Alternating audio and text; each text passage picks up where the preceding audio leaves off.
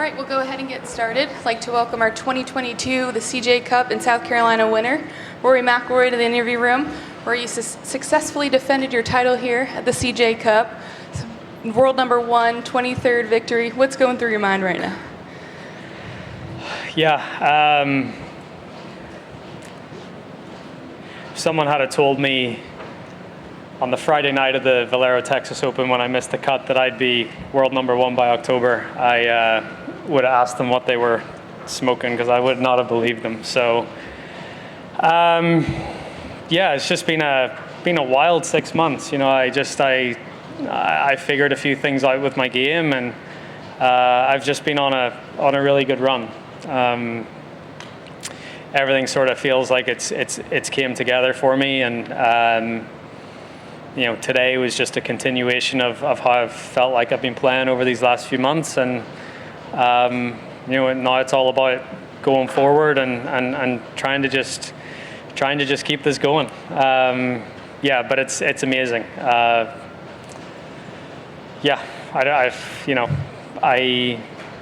it's a lot to process right now, just with everything, but just really proud of myself with how I handled this week, knowing what was at stake, and really just, you know, how I've played over these last few months.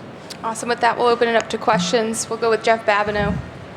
Rory, congratulations. You had a lot at stake today, as you say, and you went out and really seized it, you know, making 7 birdies on a tough course. How did it feel to win in that type of fashion? Would have felt better if I had to finish 4-4 instead of 5-5. Guess you're only as good as your last hole played. It was amazing. I think, you know, I three-putted the 8th hole, and then actually felt like it was a really good 2-putt on 10. You know, got lucky with my tee shot on 11, was able to make a 4 there, and then from then on in, you know, great recovery shot on 12. I think the turning point, you know, it seemed like there was always 4 of us today that had a chance to win, and I think that the birdie on 14 was really that's what separated.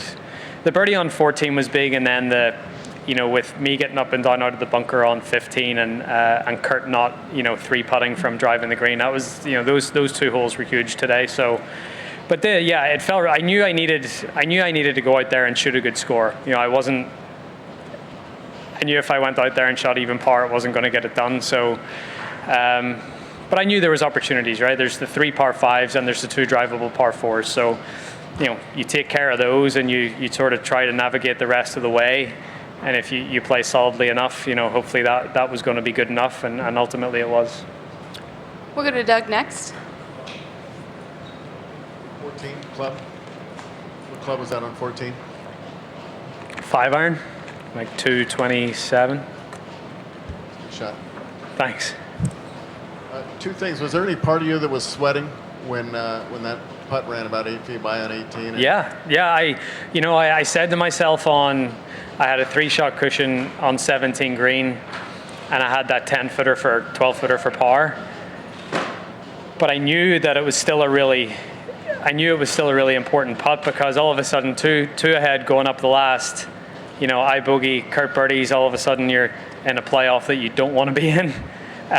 So that was important, and unfortunately I missed that. You know, I hit a good putt, and then, yeah, on 18, when I ran it 8 feet by, you know, Kurt had a good look for birdie there, and, you know, thankfully for me that, you know, it ran by on the left side, so it made it a little less stressful. But at the same time, like, you know, the competitor in me wants to finish the tournament off the right way. I didn't feel like I quite did that, but it was nice that I give myself the cushion at least. Secondly, you've taught me, we've asked you about this all week, and you mentioned pride quite a bit as it relates to the number 1, and also that you've done this many times. Your voice still seemed to catch a little bit out there when you were talking to Todd. Yeah. Are you surprised at all by the emotion that hit you, and why did it, do you think?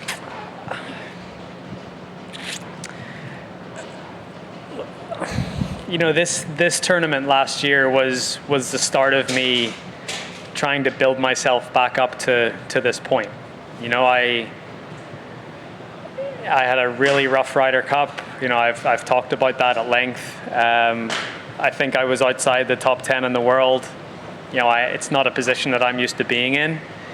And I think just the steady climb back up to the summit of world golf, and what it takes, right? What it takes, and it's not just me. It's everyone that's a part of my team. It's not a solo effort. And I just think about everyone that's made a difference in my life. Obviously not over the last 12 months, but ever. But it's you know, just thinking over that last 12 months, there's a lot of people that deserve a lot of the plaudits, and you know, I'm the one that sits up here and takes them. But there's a lot of stuff that goes on behind the scenes that people don't know about, and all of that stuff combined is just as important as what I do out there trying to get these wins. So it's a team effort, and I think whenever I think about that, I that's what gets me a little bit choked up and emotional, because it's really cool to be on this journey with other people that you want to be on the journey with, you know, and that's a really cool part of it. Like who? My wife, my daughter, my parents, Harry, Sean, Michael, Ro, Fax, Donal. There's a ton of people, right? There's a ton of people that do a ton of work for me behind the scenes, and you know, all of their input culminates in me being able to go out there and try to do these things. And lastly, for me, you for now, you've also spoken about the, you know, since you were last number one, and how much has gone on since then. And we think about Poppy's birth last September, I think, and COVID. Is there more that we're missing? Yeah, I think so. I think those sort of life changes, they're bound to change you, right? I'm not going to be the same person that I was before Poppy was born. You know, all these experiences in some way change you, and hopefully they've changed me for the better. So yeah, I'm not saying that you're missing anything, but I just think that, you know, the last 2 years, there's a lot has went on in my life, and you know, the vast majority of it for the better, and is great. But you know, the only thing I would say that has been a downer at times has been my golf. But it's nice to have you know, come out of those little ruts and get to this spot. We'll go to Jeff next. A year ago, when you kind of drew the line in the sand and decided to take ownership, or whatever you're going to do going forward, you were going to own it. Did this feel like a close destination to get back to number one, or far away? Far away. Yeah, it did. I felt, you know, I think the last I was, I think Jason Day, or no, Jordan Spieth got to world number one at Whistling Straits in 2015 when Jason Day won, and I didn't get back to world number one until 2020, so it was nearly 5 years. But it wasn't 5 years of, it was just 5 years of, you know, top 5, top 10.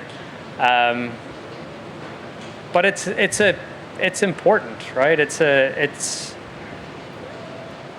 So anyways, you know, it took me 5 years to get back in 2020, and then COVID hit. I struggled through COVID, coming out the back of COVID, sort of struggled a little bit too. And it's, you know, it's been a couple of years since I've been world number one. So again, just, yeah, it felt far away, and you know, I'm surprised that over the last 6 months I've played as well as I have to get back to this spot. And then this week, with the putter, you look just very comfortable, knocked down some big putts. How much does that free you up across the board? Yeah, it's massive. I feel like with being able to fall back on your putting, it takes pressure off your iron play, it takes pressure off your short game, it takes pressure off your driving. You know, it just, you know that if you can get it up there within 10 feet, whether it's for birdie or for par, you know, feeling really comfortable with a flat stick, it makes the rest of the game just that little bit easier. And I think, last year was the first time ever I finished in the top 20 on tour in strokes gained putting. And definitely a big part of it. And the work that I've done with Fax and with Rutella, and again, it's not like I'm not handing them the reins of my putting and but I'm taking ownership of it, but with their input, and that's really helped. Take a few more back to Doug. Sorry, my computer's not acting quick enough, but I think, getting to number one is hard, and you mentioned staying there is even harder. I would ask you from experience now how difficult it is to get back once you've dropped out of that top 10 range, because sometimes being beyond 10 can feel like a lot farther away than it really is. How would you measure that difficulty compared with some of the other things I mentioned? Yeah, you're correct, because the difference between the 15th ranked player in the world and the 8th player in the world is tiny, right? It really is. It's fractions you're talking about. So sometimes you can feel further away than you actually are. But again, that's the great thing about this game. You're only a couple of weeks away from feeling really good about yourself and getting some good finishes and getting some momentum on your side. So it didn't concern me that I dropped out of the top 10 for a couple of weeks last year, but it's, again, like being used to the position in the world of golf that I am, it probably made me feel further away than I actually was. We'll go to Hochul. Hi, we are not sure that CJ Cup will go back to Korea or held in US again, but will you try to defend your title third time in a row next year? Yeah. So next year I've got a couple of international events I'm trying to go for 3 in a row, and I've got, hopefully Canada. I'm going for 3 in a row there, and then CJ Cup, and hopefully at that point it's back in Korea. I haven't been in Korea since 2013. Last time I was there, I played the Korean Open. So it'll have been 10 years by the time next year comes around. So hopefully I can defend the title in Korea. Anything else for Rory? Oh, one more with Jeff. We'll close out. Just curious to get your thoughts on how Kurt kind of hung in there and just kept, he didn't give in a whole lot today. No, not at all. Great player. I've played a little bit with him. Obviously seen him quite a bit over in Europe. He travels, he plays all over the place. He's gonna, I think he's playing Mayakoba, he was telling me, and then he's gonna play Dubai in a few weeks' time. But Kurt is back and forth between Europe and the States a lot. So this was a great week for him. He hung in there, as you said, the entire day. A couple of putts just slid by on him coming down the stretch, and that was really the difference. But a really solid player, and showed a lot out there. Last one with Doug. Oh, sorry. You mentioned the Valero Texas Open. I know you missed the cut there. I'm just wondering if that was any type of a memory for you in terms of a turning point. I remember. So for whatever reason, couldn't get out of there on Friday night, so had to wait till Saturday morning to get back to Florida. And that JW Marriott there in San Antonio was massive. And I guess there was some party on the Friday night. And I was feeling pretty bad, missed the cut. Got back up to my hotel room and went to order room service, and they said it'll be a 2.5 hour wait. So I was like, so I basically missed the cut, went to bed on an empty stomach, and just was like, let's just wake up tomorrow and start again. So I don't know why that sticks out, but I think there was a couple of things that happened that week. I changed my golf ball the following week, and that definitely helped get me on this path. I played a new golf ball at Augusta, and that was really the turning point to sort of turn the year around. And then lastly for me, 3 wins this year. Do any of them stand out as more significant based on any other type of meeting that we might not see? I think they're all sort of different. Battling with JT and Tony in Canada was a lot of fun. Great atmosphere. Needed to pull some good shots out at the end. Battling with Scotty, and then KH was actually up there in Tour Championship as well. So, yeah, I mean, all 3 wins, I've had to go out there and win them, right? I shot 62 to win in Canada, shot 66 at Tour Championship, and then went out with the lead today and shot 4 under to win. So, I think that's been the real satisfying thing. I've put myself in position all those 3 times, and went out there and got the job done and did what I needed to. So that's they're great strides and great steps in the right direction.